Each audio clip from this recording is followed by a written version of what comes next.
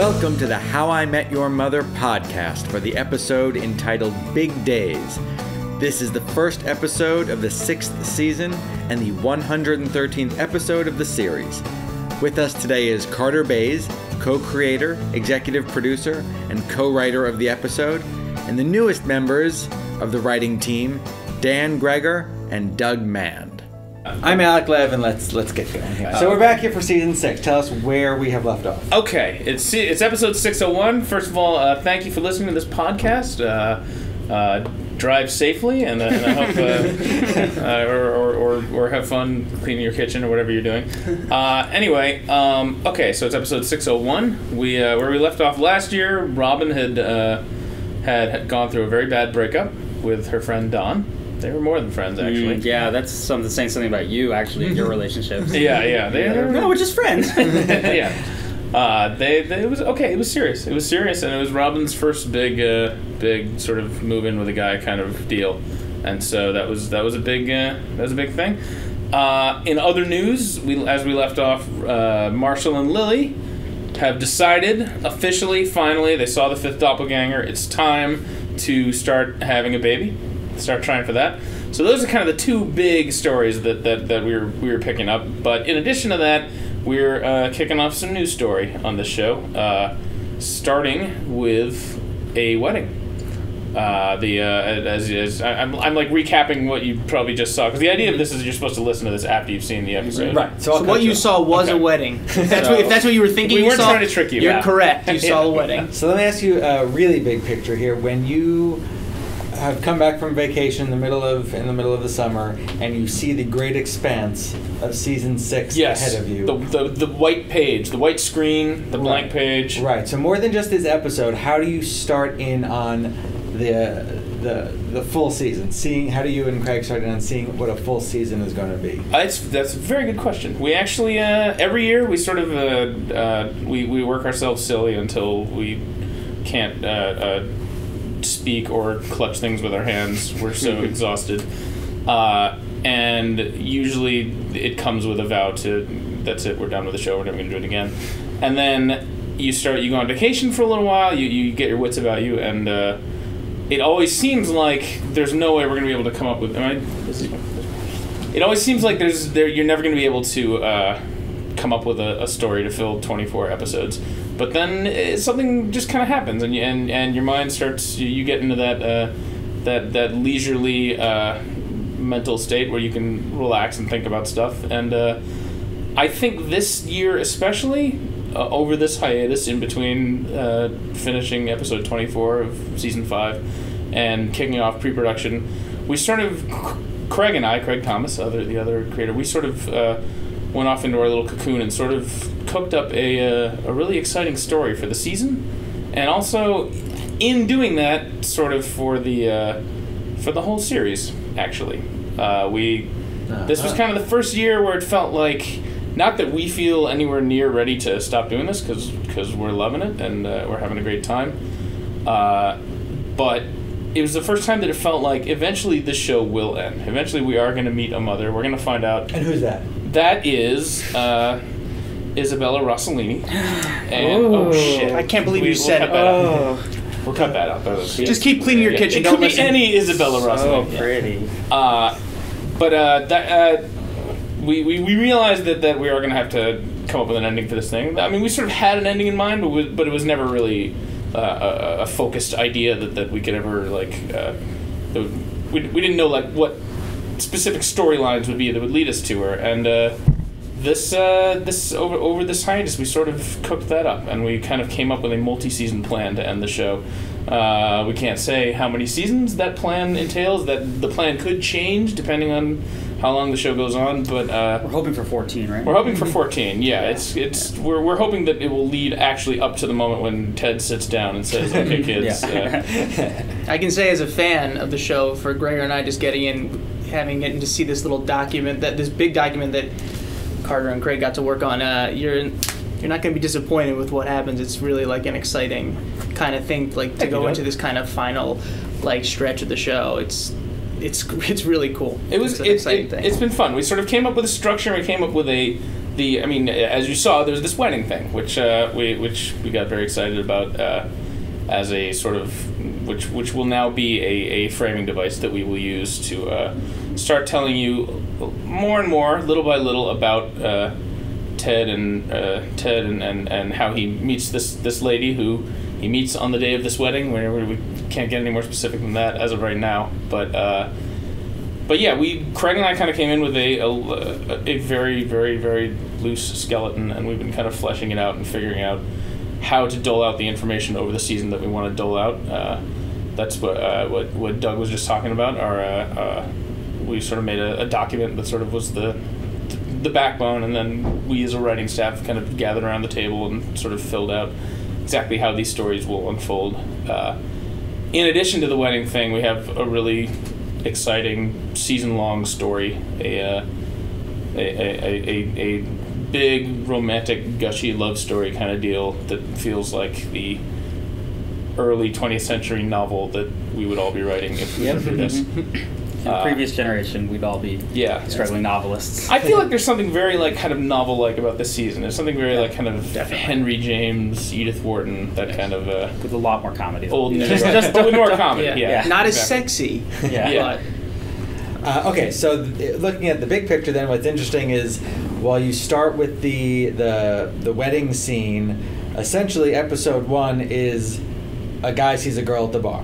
Well, yeah, this actually, I feel like this kind of parallels the pilot of the series. This, in a lot of ways, it felt like we were kind of going back to the roots of what the show is with this episode, and I think unconsciously, the story of this episode has kind of mirrored the pilot story in that you're kind of following.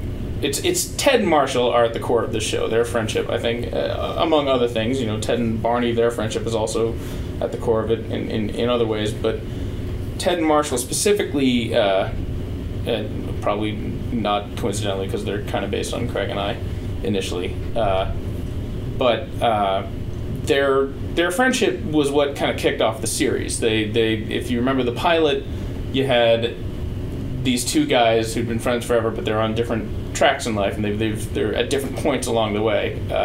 Marshall is just about to ask the big question to Lily, "Will you marry me?"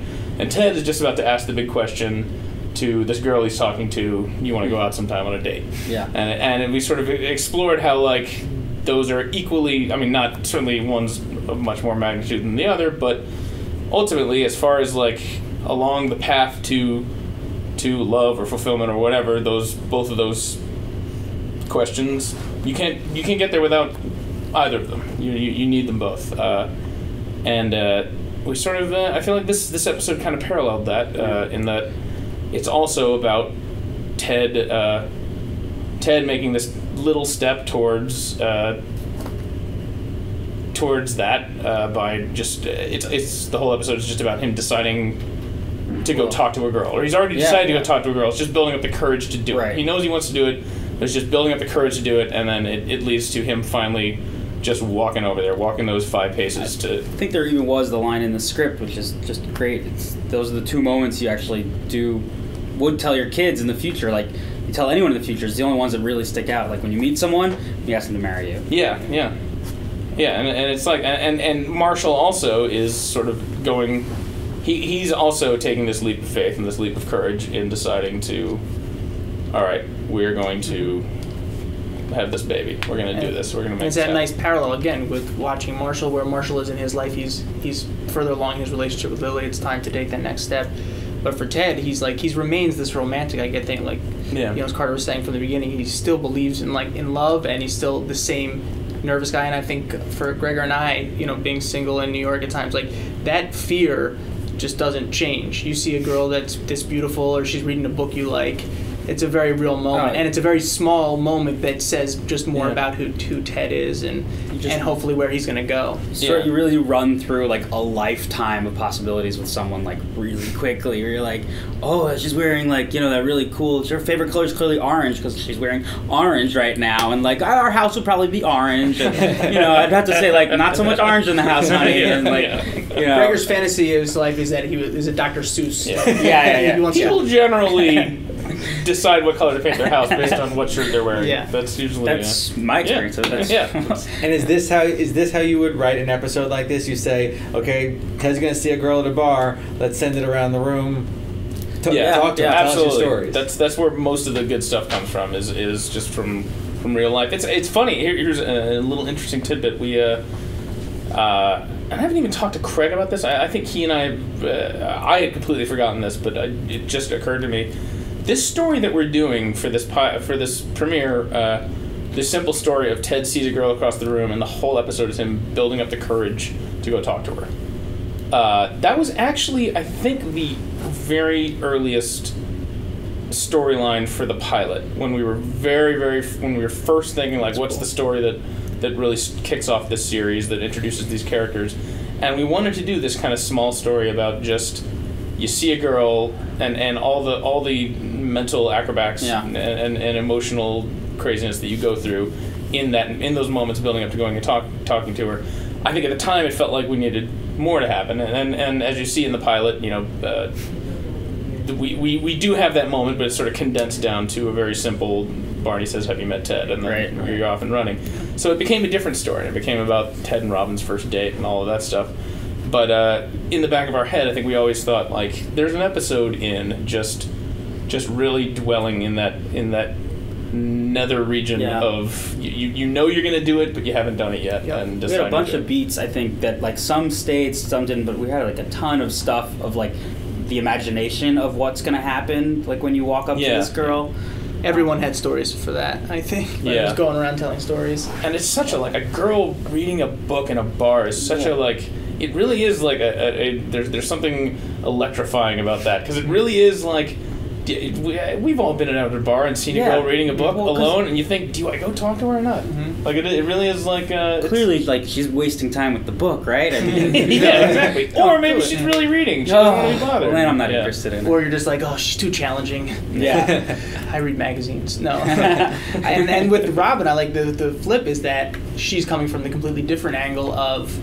she's been heartbroken. And with Ted and Robin, you have this really nice contrast, I think, of Robin just feeling like, who cares? I'm wearing, I'll wear sweatpants. Nothing is going to go right for me. And I think everyone's been there, too. Ted is full of hope. This girl that he's seeing represents so much. And for Robin, it's like, I just want potato chips right now. They can't break my heart. Yeah. Because she's just been so damaged by this. And, she's getting her life back together. Yeah, and it's a fun perspective to add to that little gumbo at the booth of Barney. Obviously, his first reaction is, no, I'm going to go talk to her, and then Ted ultimately buys his dibs from him. And but then Barney's his whole character, his whole worldview is go talk to the girl, just do it. And we liked Robin in this particular moment in her life being the voice of cynicism and being the voice of also giving the nightmare scenario that every guy thinks of, which is like, well, what's the worst that could happen? Yeah, that's the literally a girl just tears you apart. Yeah, and we shortened that a lot. There was what you saw on the show was definitely the short version, because there was a long scene of her just going off on that poor guy, and also there was, I'm pretty sure, at least briefly, at least in conversation, a point where the guy walked off and killed himself outside. yeah, we discussed that too. Yeah. You hear a gunshot off screen. It was kind of like Deliverance, Yeah.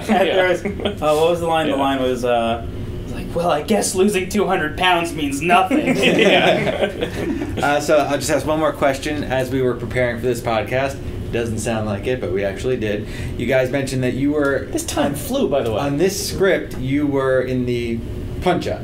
Yeah, the rewrite. Yeah, the rewrite. I used the right phraseology. I think we were in the breaking of a part of it, but we were in the rewrite. Mostly, yeah. And the breaking, we should say, breaking a story is coming up with the story. Is when you're like, really just thinking like, what's the one sentence description of what the story is, and just what are the actual beats of the plot. I almost said the pleats of the bot. The pleats of the bot. I make my robot wear pants. It'd be so inappropriate if he wasn't wearing pants. Hey, bot, put those pleats on. And then punch up is where we add all the jokes and make it funny.